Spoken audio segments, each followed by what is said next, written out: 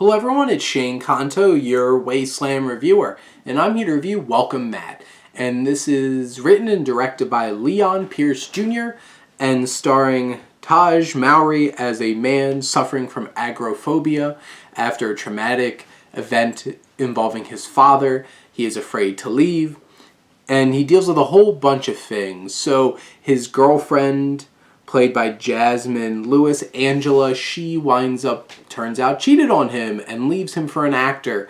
But then once it sounds like Mowry's character Matt is starting to turn things around and has some new projects he might be directing as he is a filmmaker, she's like, hey, take me back.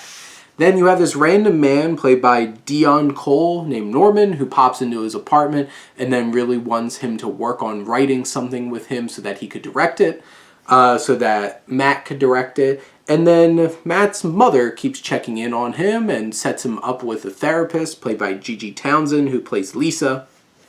And, you know, they might have some sparks between them. And, of course, and this film really leans into a lot of cliches. Like, you have Angela, who's, like, one of the most unlikable and hateable characters I've seen in a film in a long time. And I literally just rewatched The Fly, and John Getz's character is so terrible.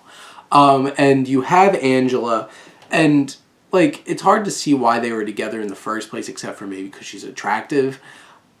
And now she's so manipulative and mean that, like, you just hate her so much and you really cringe every time they seem to be getting closer back together. And Cole, who plays Norman, is just bouncing around, coming in, and he does have solid emotional moment later in the film. That's also a thing here. Pierce Jr. doesn't exactly do the greatest job of balancing tones here because, like, the last 15 minutes of this gets really dark and heavy, narratively and ideas-wise, but, like, from a filmmaking perspective, it still feels like it didn't feel the impact in that way. It didn't feel the suspense or terror or tension going on, and it just felt awkward. And so much of this film really does just focus on Mowry and his house, and he does a fine job here with his character of Matt, but it's a lot of loose thread storylines, what follow through actually happens in here, and it leans into a lot of cliches and tropes that are so prevalent. And of course he fell in love with his therapist, because why not in a movie? And in the end, I feel like Welcome Matt it has fun dialogue at times. Other times it feels very flat and awkward. It's a bit of a mixed bag, the dialogue and the film as a whole. And it definitely has its positives, it has its negatives, but this definitely leans towards, like, I wasn't a huge fan of this, don't know if I've ever watched this again. And I would say we have a kind of a stinker here. And they're going to have to choose what they will. You choose what you will about checking this film out. It has some talent behind it, but I felt like in the end it never really added up to more than what it could have been.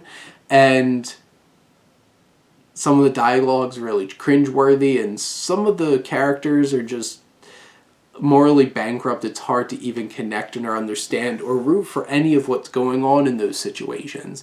But in the end, I feel like Welcome Matt is a bit of a miss here. But the thing is, if it hits your sweet spot in terms of what you find funny, you just might find some serious enjoyment out of this. Or maybe you find another excuse to, you find an excuse to get up and move or something like that. But for me here, Welcome Matt is definitely a miss in terms of a comedy, and probably wouldn't recommend it to go out of my way to go watch it. But if you're watching it, it's fine. It's passable in many ways, and in other ways it's downright not great and probably shouldn't be presented that way. But it is what it is, and these are my thoughts on Welcome Matt. But let me know what you think, and let's talk some movies. But thank you as always for tuning in and supporting your Wasteland reviewer.